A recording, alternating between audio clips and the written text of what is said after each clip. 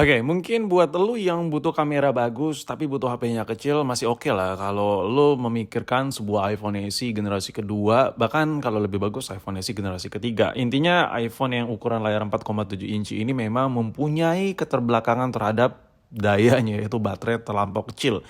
Tapi bagi sebagian orang handphone ini cukup berguna, ya apalagi buat video recordingnya atau memang butuh perangkat iOS yang nggak terlalu dibutuhin buat HP utama, melainkan buat HP secondary.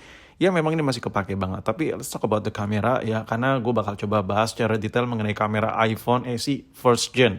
Jadi sebelumnya kita bakal sedikit intermezzo dulu terhadap iPhone SE Gen 2. Kalau lo beli iPhone SE 2020 yang Inter itu udah dapat di harga 2 jutaan, kalau yang resmi-resmi 2 jutaan atau hampir-hampir 3 juta tergantung di mana kalian beli. Intinya iPhone SE Gen kedua masih layak banget. Kalau lu bandingkan dengan Android yang lebih mahal sekalipun, entah itu Android yang harga 3 juta, Android yang harga 5 juta sekalipun, iPhone SE generasi kedua yang harga cuma 2 juta, 3 jutaan yang resminya, itu masih lebih oke dibandingkan Android tersebut untuk perekaman video. Mulut gua udah berbuih banget men, ngebahas masalah ini. Dan kalau lu tanya, kalau gitu ngapain bang Android semali itu? Android itu fokus bukan ke video recording yang selama ini gua pegang ya. Mereka tuh fokus ke interface-nya, fokus ke layarnya lebih besar, refresh rate-nya, fokus ke baterainya, fitur yang ada di kameranya. Makanya nggak salah kalau kita lihat fitur kamera yang ada di Android, itu terlihat lebih wah, sedangkan di iPhone sangat-sangat kismin sekali.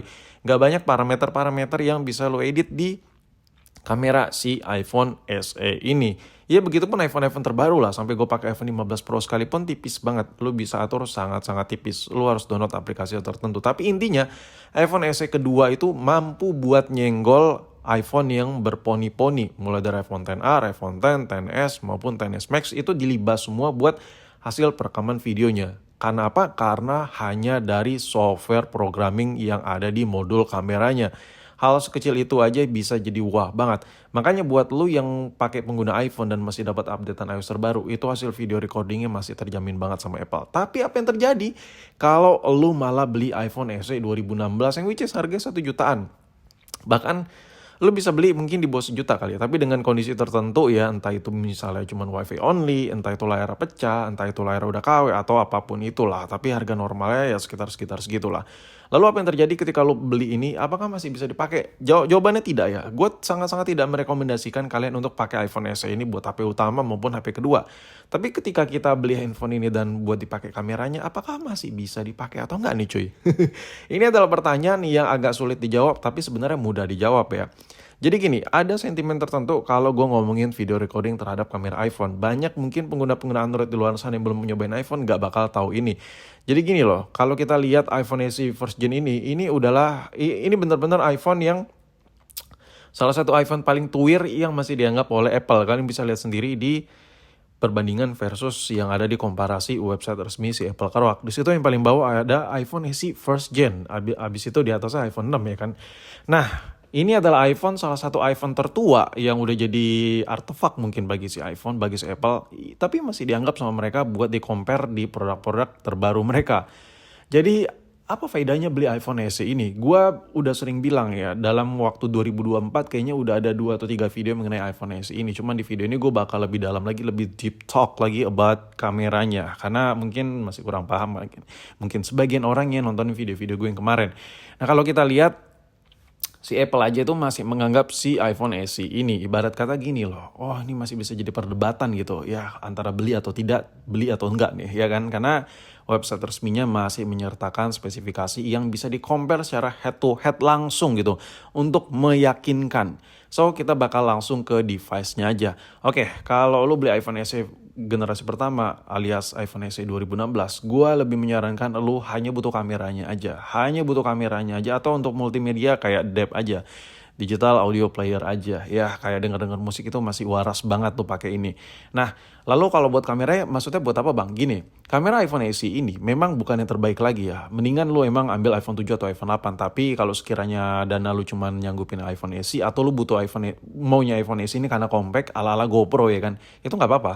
Jadi gini, gue kasih tau ya, hasil video recording yang ada di iPhone SE ini sangat bagus sekali. Lu tuh tinggal, misalnya kayak pencahayaannya lu tinggal lock aja, jadi sartuasinya itu pencahayaannya itu nggak cenat-cenut. Dan untuk fokusnya ini jauh lebih halus, lebih stabil ketimbang Android-Android yang harganya sama. Nah, untuk hasil videonya itu emang agak sedikit PR. PR-nya di mana, Bang? Jadi gini, iPhone SE ini modul kameranya dan software kamera ini versi lawa. So, untuk hasil videonya lu harus ada sedikit edit-edit lagi lah. Sedikit lu pernis lagi lah. Sehingga warnanya itu benar-benar lebih natural dan mengikuti dengan hasil kamera kekinian.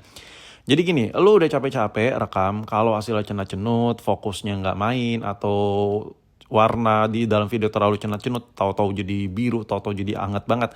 Kayak gitu tuh ngeditnya susah, tapi pakai iPhone SE ini lebih simple. Dan lu harus sadar diri juga kalau ngedit pakai iPhone SE generasi pertama ini, ngeditnya tuh hasilnya tuh ekstrak videonya agak lama karena memang chipsetnya udah tua juga. Dan baterainya ini memang ngeselin banget.